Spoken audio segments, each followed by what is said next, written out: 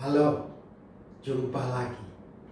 Ya, kali ini kita akan belajar melanjutkan ya apa yang kita pelajari sebelumnya, menganalisa perubahan bentuk sebuah struktur, ya, khususnya displacement dan rotasi. Di pelajaran sebelumnya, saya sudah sampaikan bahwa ada dua metode besar untuk menghitung atau menganalisa slope atau rotasi dengan displacement,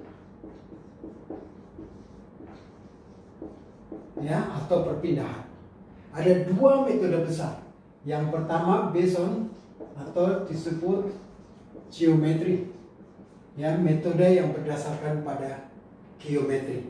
Nah, tergabung dalam metode ini kita sudah belajar double integration,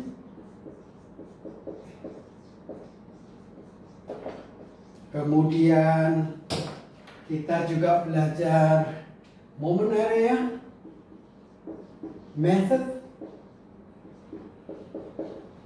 lalu yang terakhir minggu lalu juga kita belajar conjugate beam.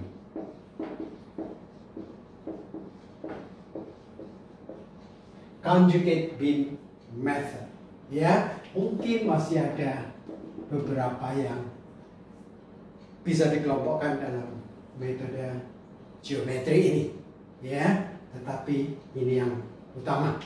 Oke, lalu yang kedua adalah yang berdasarkan pada work, usaha atau energi. Work, usaha atau energi. Ada dua metode besar yang akan kita pelajari dalam kuliah kita semester ini. Yang pertama disebut unit load method. Unit load method, unit satu, jadi beban satuan, metode beban satuan. Yang kedua yaitu ini diberi nama sesuai dengan nama orang yang memformulasikan metode ini pertama kali, Bapak Castellano, ya, Castellano method. Oke, kita sudah belajar ini dan kita akan lanjut ke work and energy. Dua metode besar ini yang didasarkan pada prinsip usaha atau kerja atau energi. Nah, sedikit review dari apa yang sudah kita pelajari, ya, dari double integration. Apa yang bisa kita dapatkan? Persamaan, betul, persamaan YX theta X, ya, YX theta X atau DY/dx, ya, satu fungsi perubahan bentuk dari ujung ke ujung balok, ya, ini. Nah, sedangkan di moment area dan conjugate beam, apa yang bisa kita dapatkan dari kedua metode ini? Saya beberapa kali bilang kedua metode ini metode yang sangat powerful, ya, khususnya bila beban yang bekerja sederhana, ya, kemudian apalagi kalau ada peletakan baloknya juga sederhana, entah balok terutama jepit bebas. Oke, jadi di kedua metode ini kita bisa dapatkan Y atau delta di titik tertentu atau theta di titik tertentu. Nah, ini enaknya ini kan dalam praktek kita sering memerlukan, ya, bisa menentukan berapa besarnya perpindahan atau rotasi di titik tertentu, utamanya tempat di mana perpindahan itu maksimum. Nah, tetapi kita juga sepakat, ya, dalam kuliah minggu lalu, ketiga metode ini hanya kurang lebih dapat digunakan pada satu jenis struktur saja, ya, yaitu balok. Sebenarnya ada juga pengembangan dari metode conjugate beam ini yang bisa digunakan untuk bukan balok portal tetapi portal sederhana. Ya, oke. Jadi pada umumnya ini hanya digunakan untuk balok saja ataupun portal-portal yang sederhana. Padahal selain balok kita punya beberapa jenis struktur yang lain. Portal, rangka batang, mungkin juga ada plat, ada ya jenis-jenis yang lain, termasuk shell dan seterusnya. Nah, tentu saja metode-metode ini tidak dapat digunakan. Nah, hari ini kita belajar satu metode baru yang berdasarkan pada usaha atau work, kerja atau energi. Ada dua metode besar yang akan kita pelajari. Keduanya ini luar biasa powerfulnya. Ya, unit load method, Castellano method, keduanya bisa diterapkan secara umum untuk semua jenis struktur. Oke, sekarang kita akan berlanjut. Ya, oke, seperti topik-topik yang lain, ya, topik-topik yang lain. Slide sudah saya siapkan, ya, sudah saya bagikan sebelumnya. Jadi video ini hanya komplimen, ya, dari slide maupun juga textbook yang sudah kalian punya semua.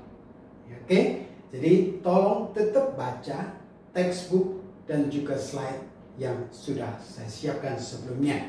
Oke, sebelum itu kita akan lanjut dengan usaha luar atau kerja luar, ya,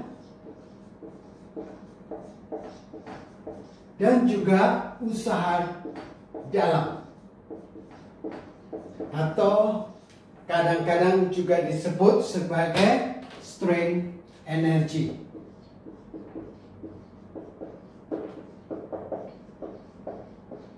Strain energy.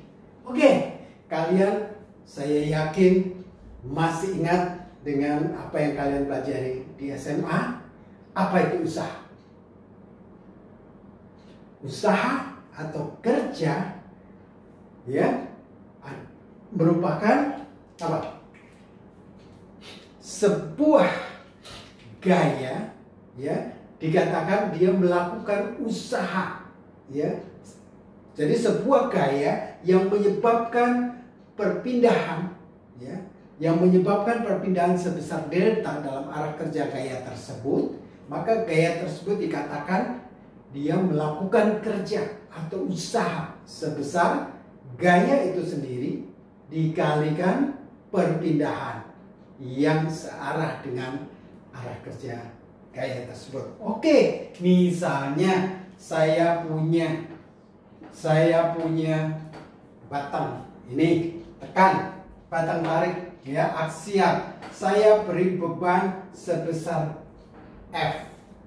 Kemudian gara-gara saya tarik sebesar F ini, dia mengalami perubahan panjang sebesar dx, ya, mengalami perubahan panjang sebesar dx. Berapa berapa usaha atau kerja atau energi yang dialami oleh F karena perpindahan sebesar dx. Oke, saya rasa kita semua sepakat, ya. U, ya, energi usaha luar yang dihasilkan dialami oleh F ini adalah F kali perpindahannya, F kali dx. Oke, bagus. Nah, sekarang apa yang terjadi? Ya, ini dx kalau total, ya, kalau F ini, berapa besarnya usaha total yang dilakukan oleh F ini? Ya, ini tadi F misalnya kecil, ya, misalnya ini D, UE. Jadi UE total sebenarnya adalah penjumlahan dari beban yang bekerja, Ya, kalau ini F tadi, F anggap kecil, perubahannya kecil, ya, total usaha yang dilakukan kalau F ini diperbesar sehingga perpindahannya sebesar X misalnya, maka total usaha yang dilakukan adalah F kali DX, ya, untuk perpindahan yang besarnya sebesar X ini. Nah, oke. Saya akan lanjut ke bagian berikutnya.